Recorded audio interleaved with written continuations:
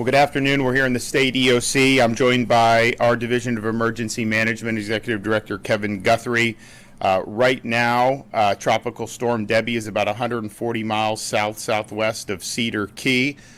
This will become a hurricane likely later this evening, and it will make landfall in the state of Florida tomorrow as a hurricane, most likely as a Category 1 hurricane, but it could potentially be even stronger. Current maximum sustained winds are 65 mile per hour.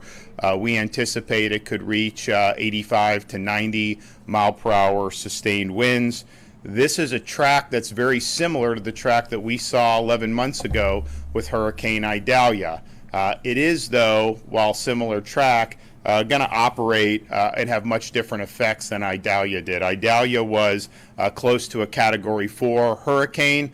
It had strong winds that ripped through the Big Bend area, caused a lot of damage, a lot of debris. This storm will not have winds that reach the level of Hurricane Idalia, but it is going to produce way more water throughout the northern part of the state of Florida. And we are looking at potentially really significant flooding that will happen, particularly in north central Florida, as this storm makes landfall in Florida and then heads northeast across southeast Georgia, or southern Georgia and northern Florida. So the message is, make sure you're executing your plan now. As the storm comes, you may get hit with an awful lot of water, a lot of rain. There may be immediate impacts that you see, but you could also see flooding that happens days afterwards, after the storm passes. Do not go into flood waters. There could be dangerous debris, there could be downed power lines, and please do not drive your vehicles through flooded streets. The number one way we have fatalities as a result of floods is people trying to drive through the flood water. So it is a hazard, and please heed that advice. We have requested a federal disaster declaration, and that has been approved. Our pre-landfall declaration by the federal government, of course, it's mostly a monetary thing, helps unlock some additional funds for certain things that we want to do. We have, at the state level, constructed more than 9,400 feet of flood protection devices to support critical infrastructure against flooding impacts. So for the first time, Florida and its partners are deploying these flood control barriers around utility substations as a best practice to ensure power is maintained throughout the storm for as many Floridians as possible. When we saw Hurricane Ian, the substations that were higher up weren't impacted by the water, made it much easier to effectuate power restoration, and so our hope is here to mitigate the power interruptions as a result of this storm. We have 3,000 service members from the Florida National Guard that are on standby to assist with the state emergency response, and that will include search and rescue, route clearance, commodity distribution, and protection of critical infrastructure as needed. Florida National Guard has 10 rotary aircraft and over 400 tactical vehicles that are staged to support relief operations. We've also activated the Florida State Guard, and we have over 100 soldiers ready, 9 shallow water vehicles, 10 UTVs, and 2 amphibious rescue vehicles. The Florida Fish and Wildlife Commission has prepared their full fleet of airboats and john boats, and we have 12 swiftwater rescue teams. Power outages will occur, so people should be prepared for that, particularly if you're in the main path of this storm. There is going to be power outages. Now, working with Florida's power companies, the state, we have identified up to 17,000 linemen that are ready to go in and restore power when the storm passes. Now, they'll do that as soon as it's safe to do that.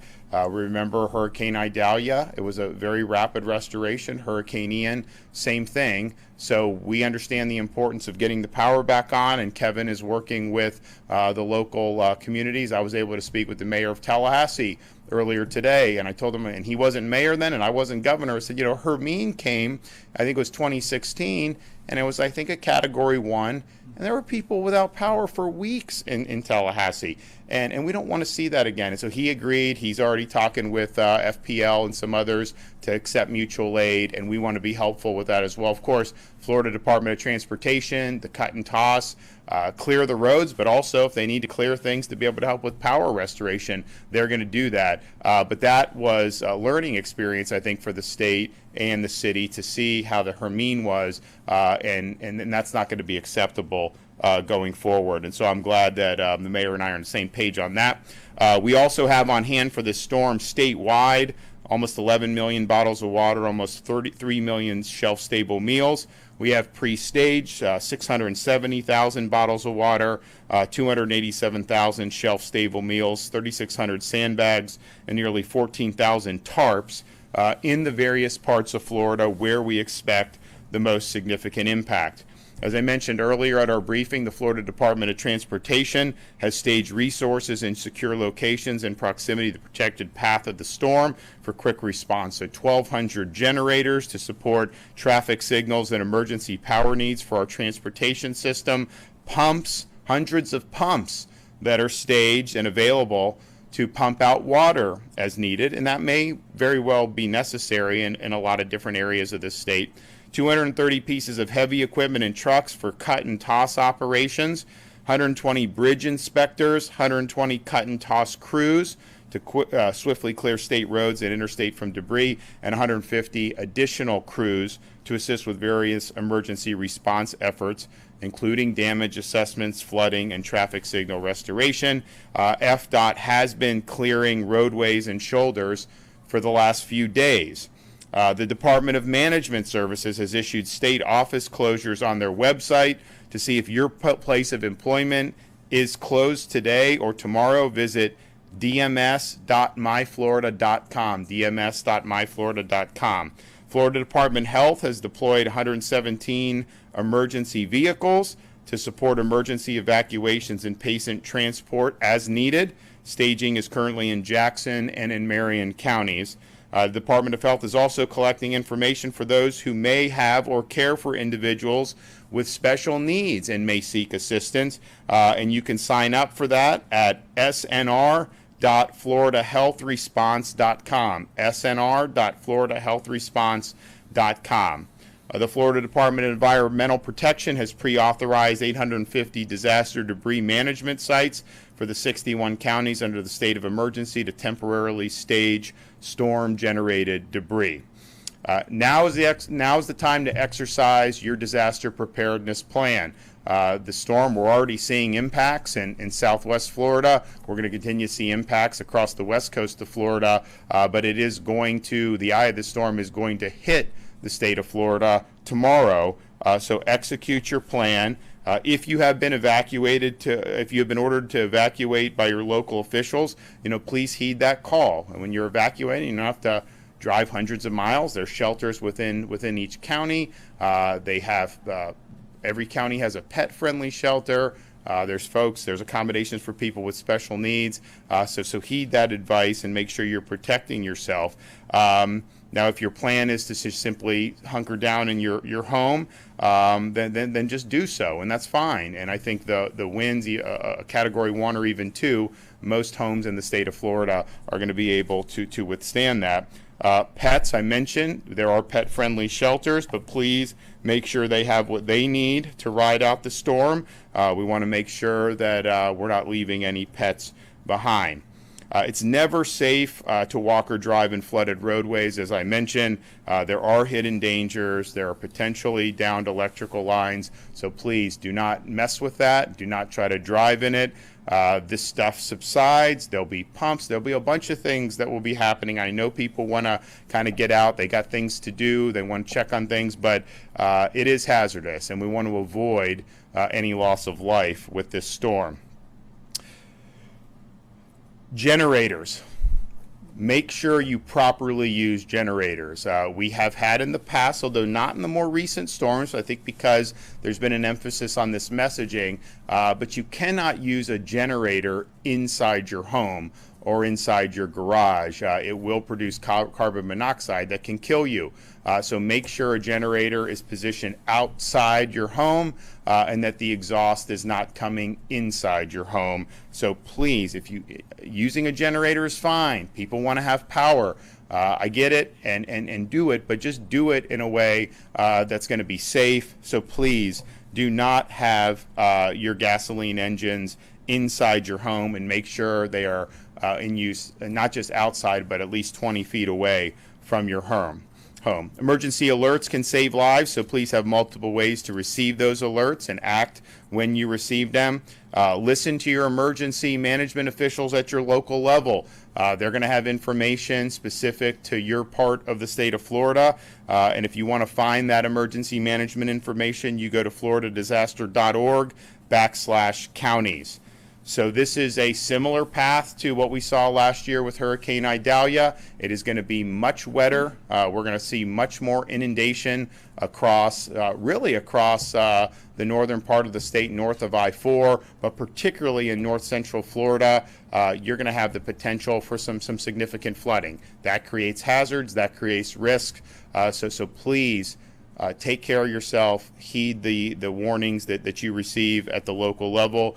We have a whole host of resources that are staged and ready to go. And if there's somebody that's in harm's way as the storm passes, we have search and rescue that will be there. Local law enforcement will be there. Local emergency response, our National Guard, our Fish and Wildlife. There's all hands on deck for this. So execute your plan. We're going to work as soon as this storm passes to get the power back on and to help the Floridians who may be in need. And with that, I'll turn it over to Kevin. Thank you, Governor. And as always, I appreciate your leadership and support for the Division of Emergency Management. Tropical Storm Debby is expected to continue to rapidly strengthen into a hurricane before making an early morning landfall here in the Big Bend tomorrow. It is not outside the possibilities, as the governor has already said, as a strong Cat 1 hurricane, maybe even a low-end Cat 2 hurricane.